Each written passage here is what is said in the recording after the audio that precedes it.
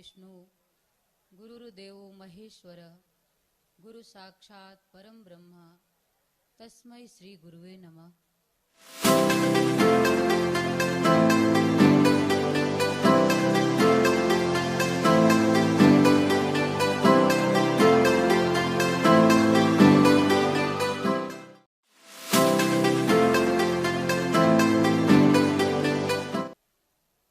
कृपया शांत हो जाइए।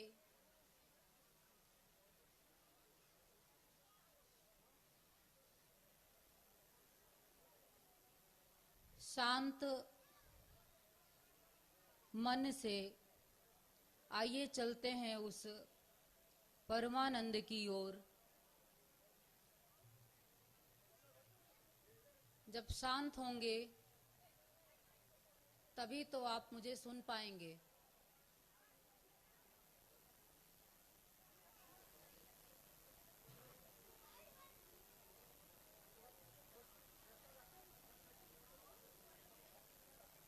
कहते हैं कि भारत की आत्मा गांव में बसती है। तो आज हम लोग आपके बीच में आए हैं। आप शरीर का परिचय तो जानते हैं, मन को भी थोड़ा थोड़ा जानते हैं, लेकिन आत्मा जो कहते तो हैं कि भारत की आत्मा गांव में बसती है, लेकिन उस आत्मा से परिचय क्या आपका है? एक शरीर का तल है, एक मन का तल है, एक प्राण का तल है, एक आत्मा और एक परमात्मा का तल है।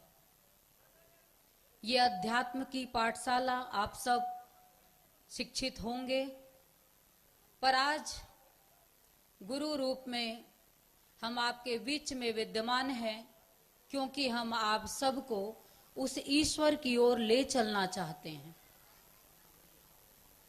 शास्त्रों से आप परिचित होंगे तो आपको पता होगा कि जीवन का जो ध्येय है, हमारे जन्म का ध्येय क्या है, हमारे जीवन का ध्येय क्या है, हमारा मूल क्या है मनुष्य का। मनुष्य जीवन का मूल जो है वो परमात्मा है। हमारे जीवन का ध्येय जो है, हमारे जीवन का उद्देश्य जो है वो परमात्मा है। मनुष्य के रूप में हमारा जन्म हुआ है और कहाँ जाना है? क्या सिर्फ संसारिक कार्य करने के लिए हम लोग जन्म लिए हैं?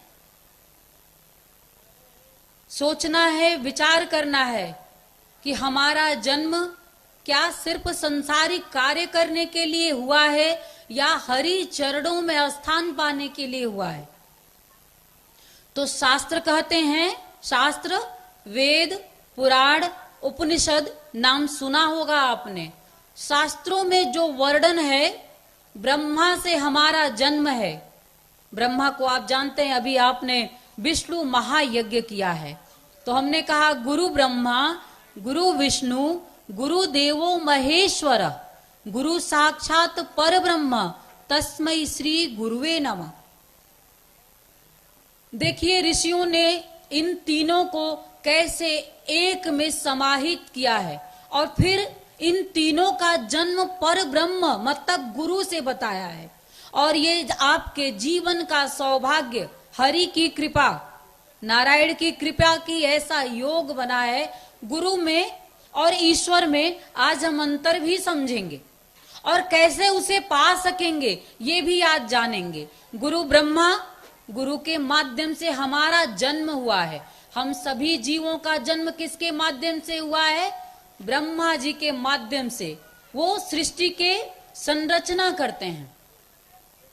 ब्रह्मा, विष्णु और महेश तीन शक्तियों की बात कही जाती है। दब्बी भी देवों की बात करते हैं तो त्रिदेवों की बात सबसे पहले आती है। तो ब्रह्मा से हम मनुष्यों का जन्म हुआ है और आपके भगवान विष्णु ये हमारे पालन करता है।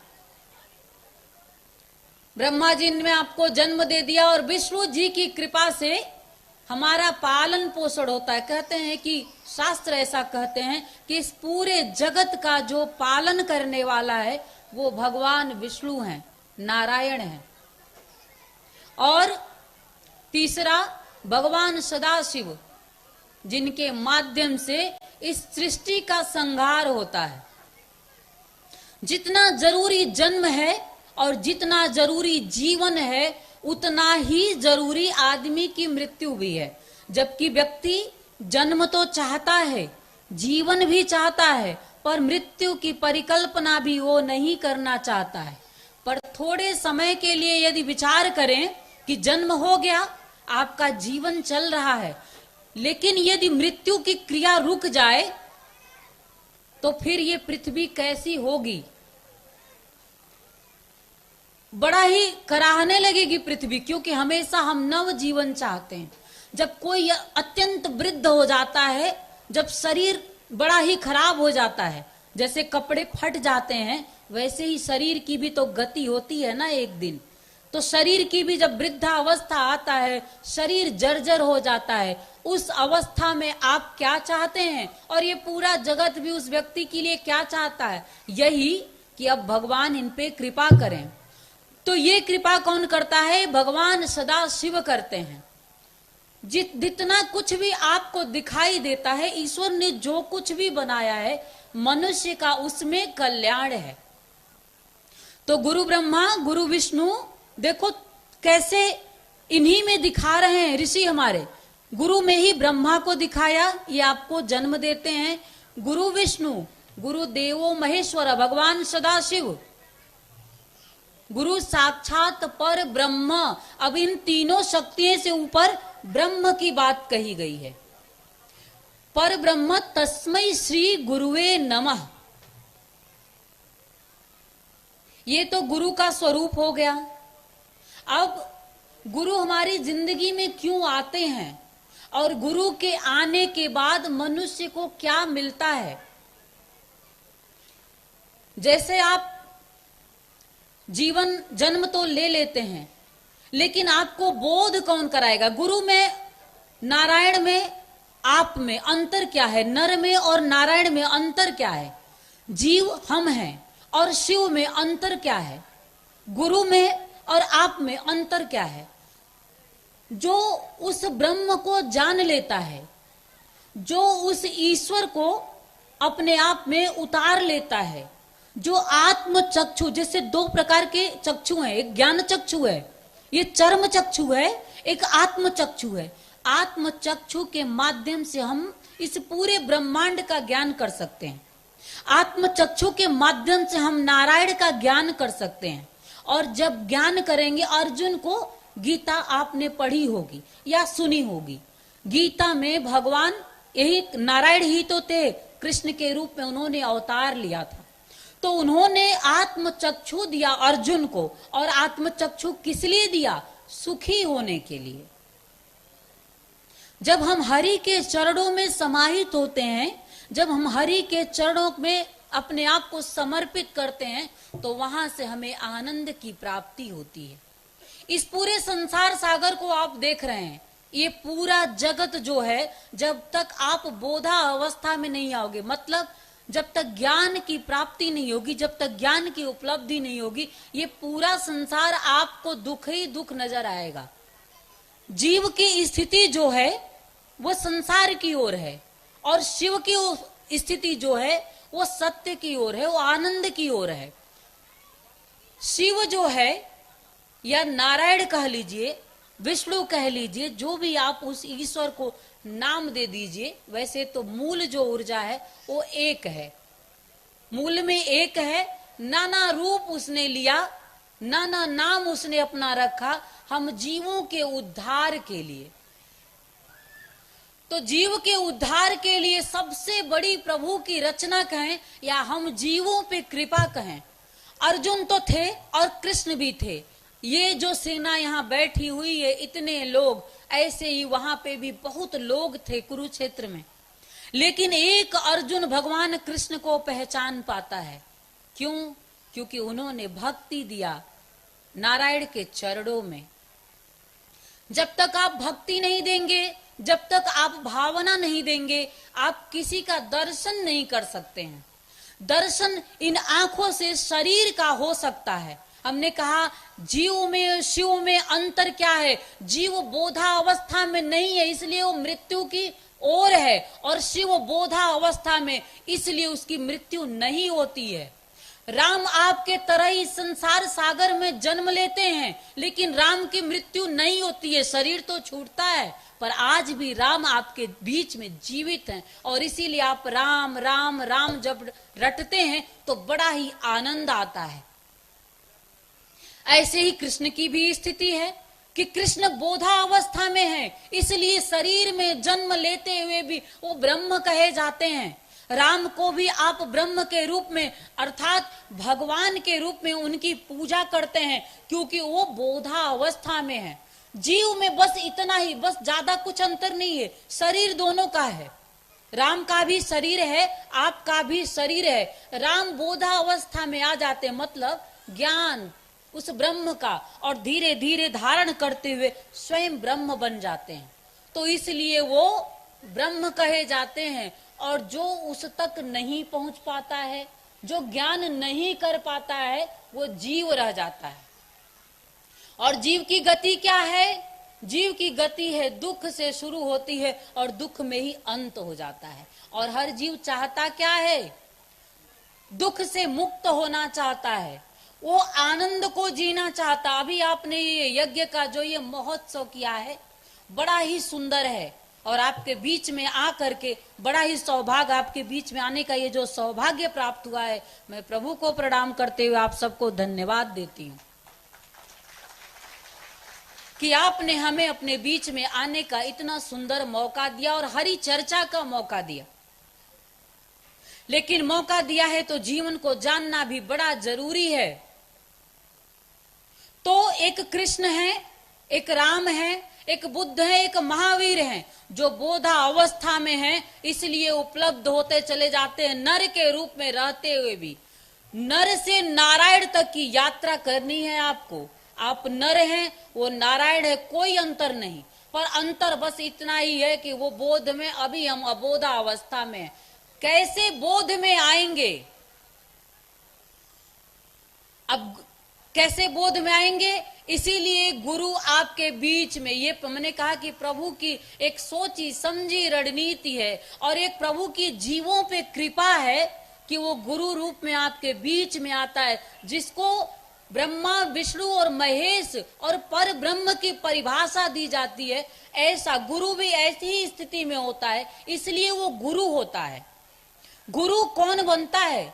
जो बोधा अवस्था में आ जाता है, जिसे उसका परिचय मिल जाता है, आत्मचक्षु जिसका जागृत हो जाता है, वही गुरु रूप में होता है। और फिर वो पर ब्रह्म तस्मै श्री गुरुवे नमः। फिर ऐसी स्थिति है प्रकाश की, और जहां प्रकाश है वहां से आप भी ऊर्जा ले सकते हो। जहां भावना है, जहां भक्ति का उदय है, वहां से आप भी ऊर्जा ले सकते हो। जब आप गुरु से जुड़ोगे तो गुरु के अंदर का जो आनंद है वो आपके हृदय में भी उतरेगा। गुरु का जो शांत स्वरूप है वो आपके जीवन में शांति के रूप में उतरेगा। और इसलिए जीव को गुरु से जुड़ने की आवश्यकता है।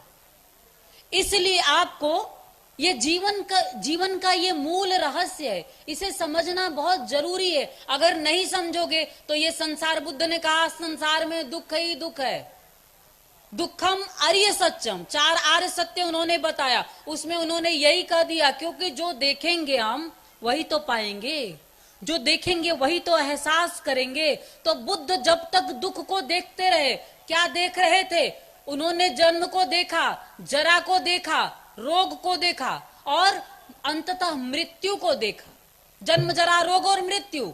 जन्म तो होता ही है, बुढ़ापे की ओर बढ़ोगे ही, और रोग तो आएंगे ही शरीर में, और अंततः मृत्यु तो होगी। तो बुद्ध ने क्या किया?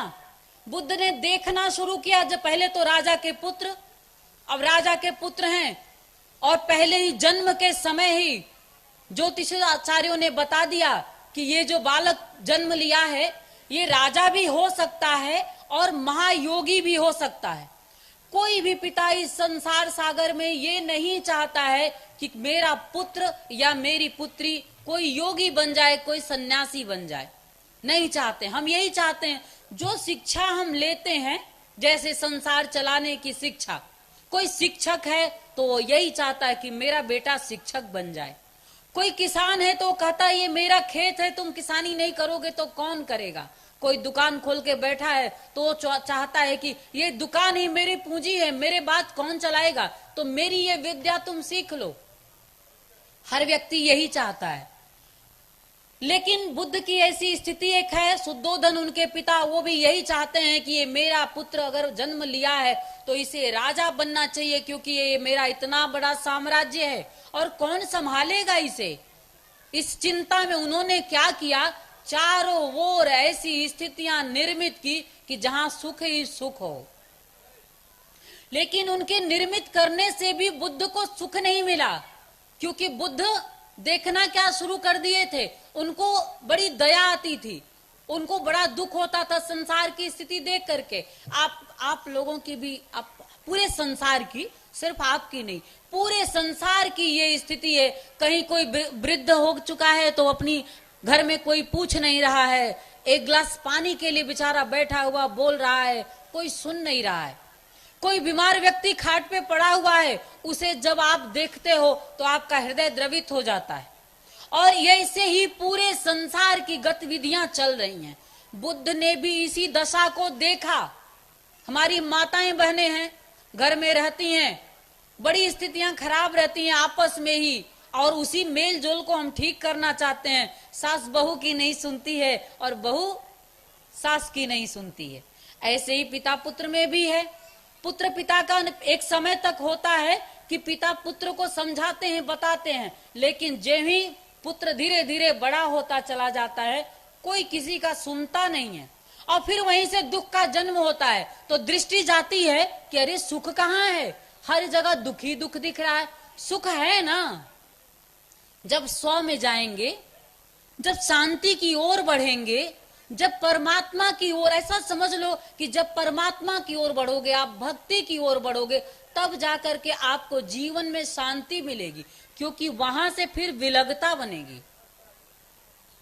तो बुद्ध के जीवन में ऐसा ही होता है। शुद्धोधन ने पूरा एकदम साम्राज्य जो उनका फैला हुआ था, उस अनुरूप व्यवस्था कर दिया कि मेरे बेटे के जीवन में कोई दुख नहीं आना चाहिए, और ये योगी नहीं बनना चाहिए, ये राजा बनना चाहिए। स्थितियां तो सारा संयोजित कर दिया, लेकिन बुद्ध के जीवन में लिखा था महायोगी बनना, और इसलिए उन्होंने देखना शुरू किया दुख को। लेकिन देखते देखते देखते इतना देख गए दुख को कि वहां से वो पार निकल गए। देखते देखते सुख की इच्छा आने लगी। क्या मन में क्या विचार आता है, क्या मैं भी वृद्ध हो जाऊंगा? आप भी कभी न कभी तो सोचते हैं, जो नए हैं कभी तो सोचते होंगे, और नहीं सोचते हैं तो सोचिएगा। जैसे वृद्ध जनों की सेवा जब घर में आप नहीं करते हैं तो तनिक सा मन में विचार लाइएगा, ये शरीर कब तक साथ देने वाला है। ये शरीर आज तो आपको अच्छा लग रहा है, आपको लगता है कि अभी तो हम यौवनवान हैं, लेकिन एक समय ऐसा आएगा कि हम भी वृद्धावस्था की ओर बढ़ेंगे, क्योंकि प्रकृति का नियम है, जो जन्म लिया है वो बूढ़ा तो होगा। तो इस अनुसार आप बूढ़ों की सेवा करिएगा।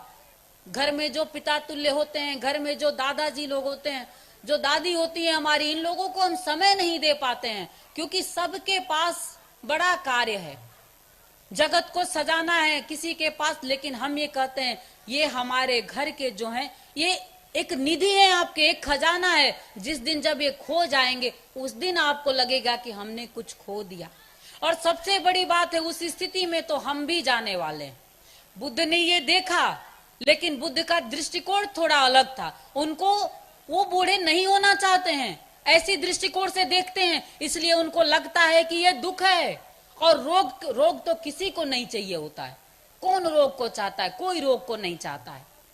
बुद्ध भी यही सोचते हैं कि क्या मेरे शरीर में भी रोग आ जाएगा? मैं तो ये कहती हूं कि आने वाला तो है, क्योंकि शरीर है, जन्म लिए हो तो बूढ़े भी होगे और रोग भी आएगा। इसलिए दुखी मत हो, इस चीज को लेके परेशान भी मत हो। शरीर का धर्म समझ करके इससे निकलने की कोशिश करना, इसी को बोधा अवस्था कहते हैं।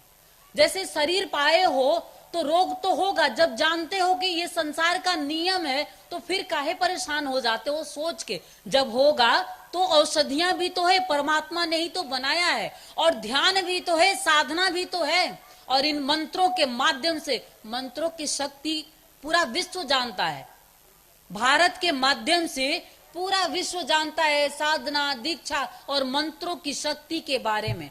तो जब ये सारी चीजें हमारे पास है तो समय से पहले हम दुखी क्यों? लेकिन देखना भी है, क्योंकि यहां से निकलना है। तो बुद्ध ने क्या किया? जन्म को देखा, जरा को देखा, रोग को देखा और मृत्यु को, और अंततः विचार किया, क्या इस स्थिति में मैं भी पहुंच जाऊंगा? और देखते देखते 29 साल की अवस्था तक बड़े दुखी जीवन जीते हैं बुद्ध। लेकिन इस दुख से, अब देखो, आप दुख देखते हो, बुद्ध में और आप में अंतर क्या है? आप दुख देखते हैं और उसी में लिप्त रहते हैं, आप उससे निकल नहीं पाते हैं। बुद्ध दुख को देखते हैं और उसके बाद से मन में संकल्प ले लेते हैं और घर का त्याग करके और बोध गया पहुंच जाते हैं, और जा करके अपने जीवन को तपाते हैं और कहते हैं कि मुझे प्राप्त करना है क्या? ज्ञान को उपलब्ध होना है, क्योंकि मुझे दुख से निकलना है। मैं नहीं कहूंगी कि आप वन में जाइए, क्योंकि आप नहीं जा सकते। आप में ऐसी इच्छा नहीं है बुद्ध की तरह कि आप वन में जाकर के ज्ञान को उपलब्ध हो जाएं और जन्म जरा रोग और मृत्यु से पार निकल जाएं, इसके दुख से पार निकल जाएं।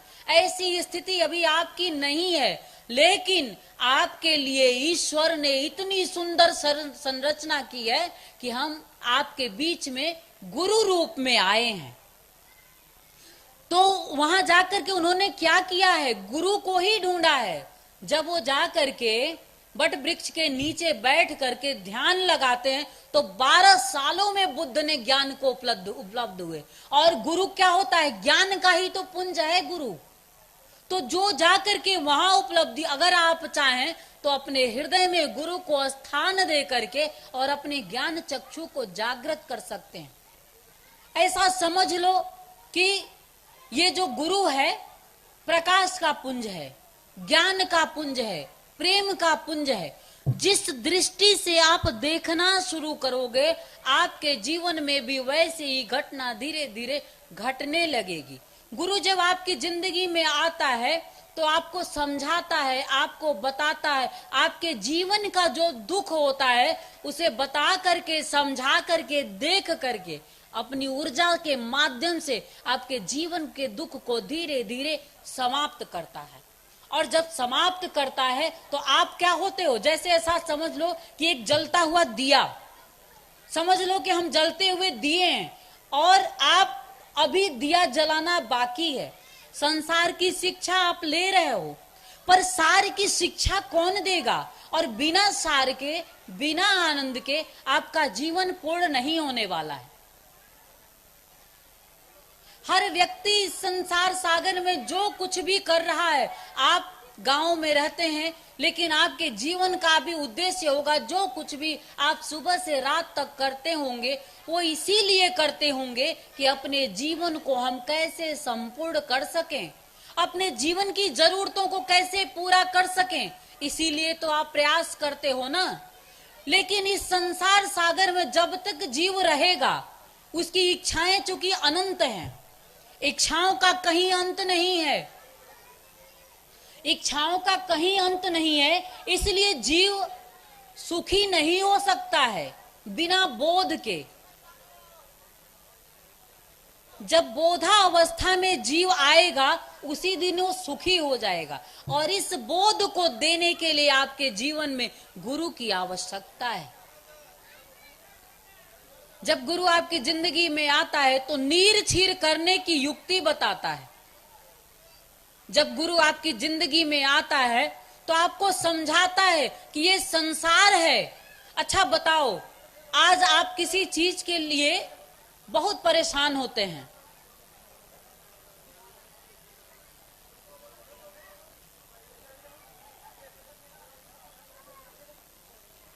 शांत रहेंगे,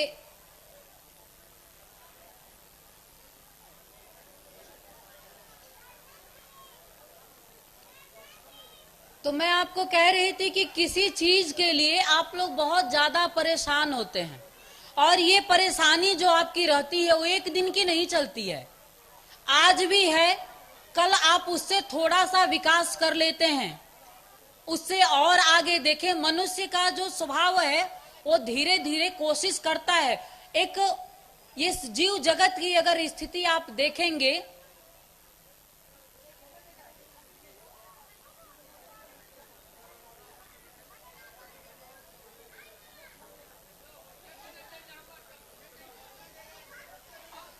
इस जीव जगत की जो स्थिति है आप देखेंगे तो धीरे धीरे विकास करते चले जाते हैं। मनुष्य ही एक ऐसा प्राणी है कि विकास करता चला जाता है, लेकिन फिर भी उसकी स्थितियां ऐसी हैं कि अंततः मृत्यु तक वो संपूर्णता का एहसास नहीं कर पाता है। संसाधन इकट्ठा करता चला जाता है, इस थोड़ा बहुत जो कुछ भी अपने ज्ञान के माध्यम से उस पूरे संसार को सजाने की वो कोशिश करता है, लेकिन कभी वो संतुष्ट नहीं होता है। संतुष्टि की स्थिति में आने के लिए आपके जीवन में सद्गुरु की बड़ी आवश्यकता है।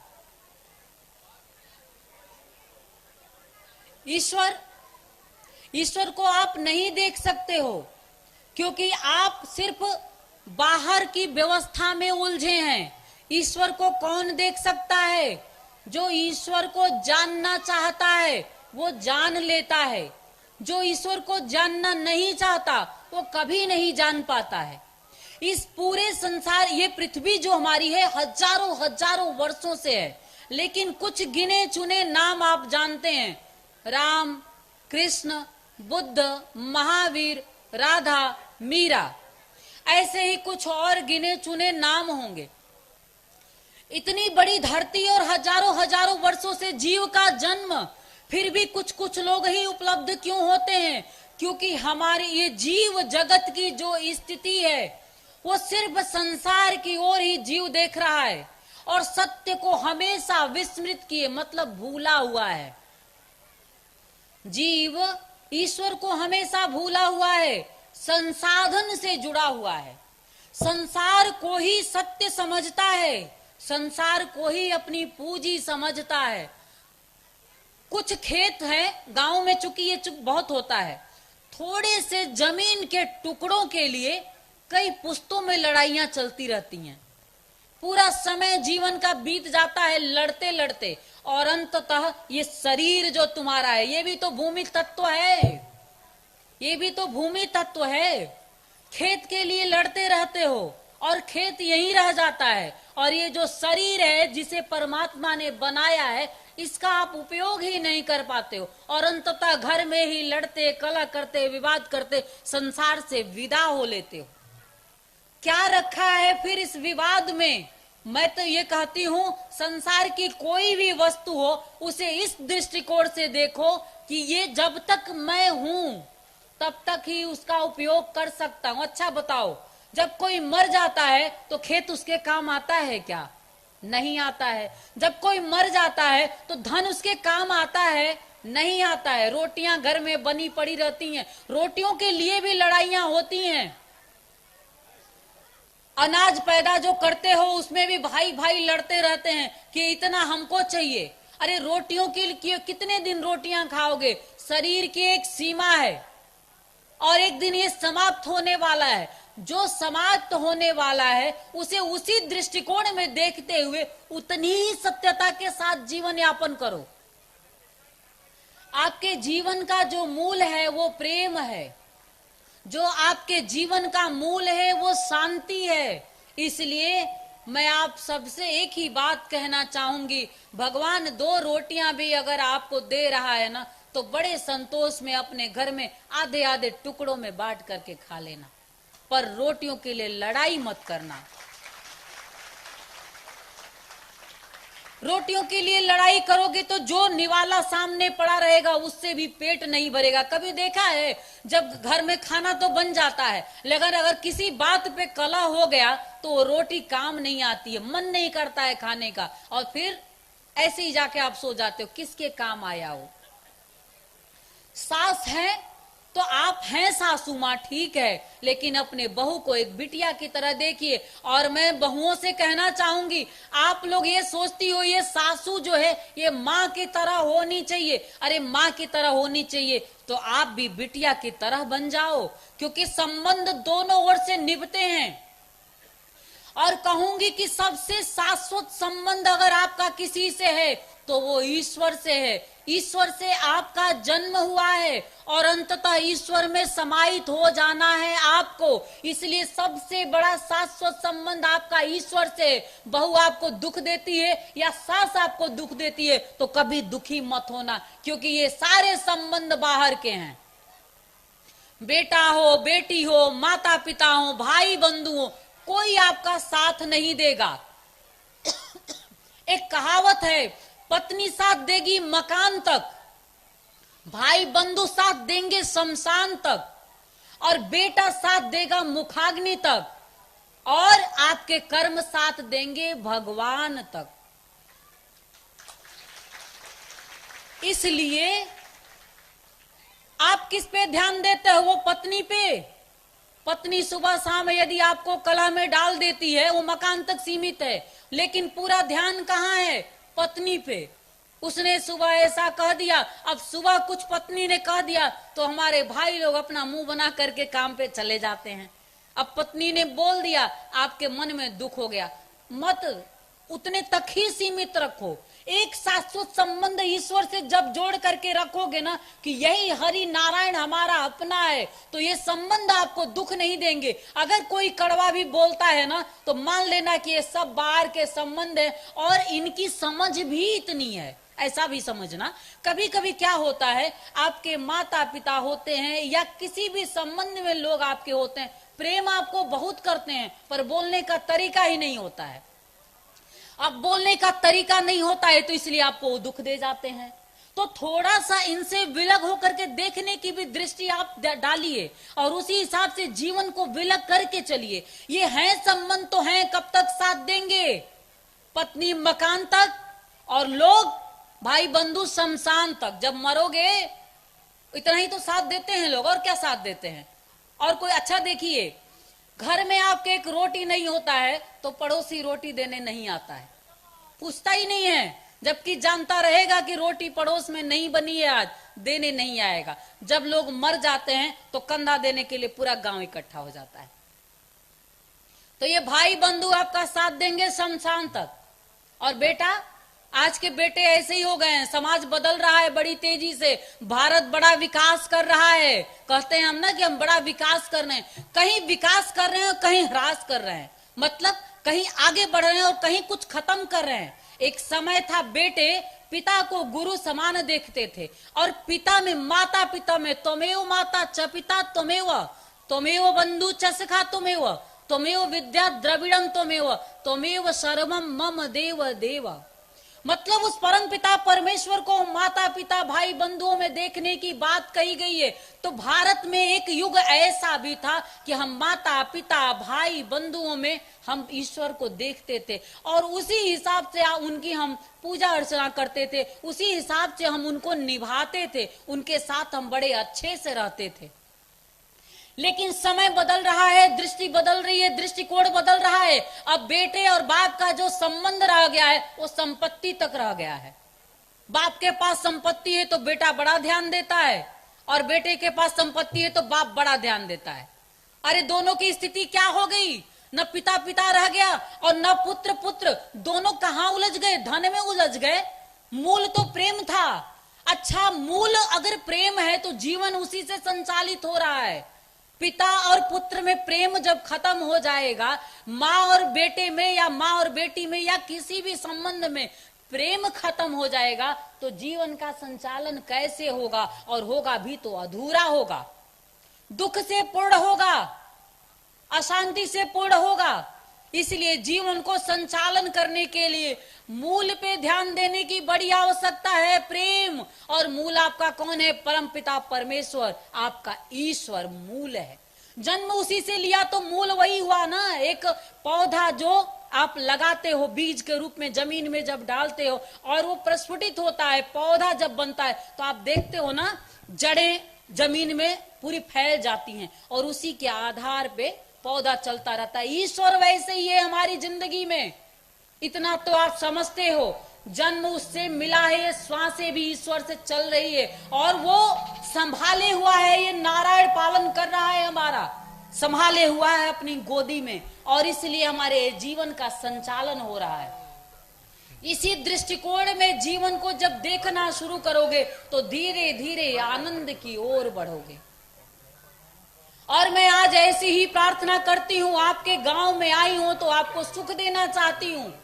आप हमें बुला करके हमें ऋण दे दिए हो और हमारा ऋण मैं आपसे मुक्त करना चाहती हूँ, क्योंकि मैं आपको आपके जीवन का आनंद देना चाहती हूँ। इसलिए गुरु से जुड़ने की आपको बड़ी आवश्यकता है, गुरु दीक्षा लेने की बड़ी आवश्यकता है। जब आप गुरु से जुड़ोगे धीरे धीरे आपका एक बाहर नारायण को आप नहीं देख सकते हैं, क्योंकि आपकी आत्म चक्षु अभी जागृत नहीं है। नारायण सूक्ष्म है, विष्णु सूक्ष्म है, हरि सूक्ष्म है। इसलिए नारायण को देखने के लिए आत्म चक्षु की आवश्यकता है।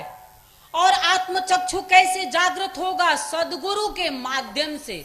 जब आप दीक्षा लोगे तो ये जो चर्म चक्षु से अभी आप शरीर देख रहे हो, गुरु का शुरू में ही मैंने कहा कि गुरु की स्थिति ऐसी है कि ब्रह्मा विष्णु महेश की स्थिति है, पर ब्रह्मा विष्णु महेश तो आपको दिख नहीं रहा है शरीर में, अभी शरीर दिख रहा है।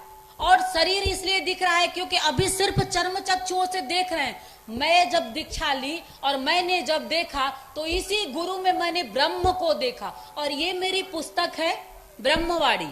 जब आप इसे पढ़ोगे तो उस ब्रह्म से वार्तालाप है और आप जीवों के लिए संदेश है उस ब्रह्म के द्वारा। जरूर मैं इसमें से भी आप लोगों को आज नहीं तो कल इन 4 दिनों में बताऊंगी, कुछ सुनाऊंगी। मैं ये कहना चाहती हूँ कि गुरु के माध्यम से आत्म चक्षु को जागृत कर सकते हैं और उसके लिए दीक्षा लेना जरूरी है। आत्म चक्षु को जागरण क्यों करना है? आत्म चक्षु को जागरण करना है सुखी होने के लिए। आप सुख चाहते हैं ना? कौन कौन सुख चाहता है? सुखी होना चाहते हैं ना? तो फिर हाथ नीचे क्यों किए हैं? सुख तो सब चाहते हैं। और अगर सुख चाहते हो तो जय श्री नारायण, जय श्री नारायण, जय श्री नारायण। परम पूज्य गुरुदेव की, परम पूज्य गुरुदेव की, परम पूज्य गुरुदेव की। ये सुख है। हरि के आने से क्या मिलता है? सुख मिलता है। तो हरि को धीरे धीरे अपने हृदय में स्थान देना है और स्थान देने के लिए आत्म चक्षु का जागरण बड़ी ही आवश्यक है। और उसके लिए ज्ञान के माध्यम से भजन, ये भजन भक्ति की ओर ले चलती है आपको। तो भजन के माध्यम से ईश्वर को भजना है। आइए भजन के माध्यम से उस ईश्वर की ओर चलते हैं। दोनों हाथ से ताली बजाते हुए आप भजन का पूर्ण आनंद उठाएंगे। अभी भजन गाएंगे लोग, तो ताली बजाते हुए भजन का